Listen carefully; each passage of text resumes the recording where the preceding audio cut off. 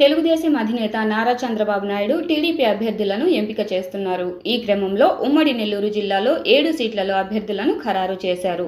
Nellore Ponguru Narayana, Nellore rural Kotamreddy Sridhar Reddy, Atmakur Anam Ramanarayana Reddy, Sarvepalli Somireddy Chandramohan Reddy, Venkatagiri Kurugondla Ramakrishna, Gudur Pasam Sunil Kumar, Kavali Kavya Krishna Reddy.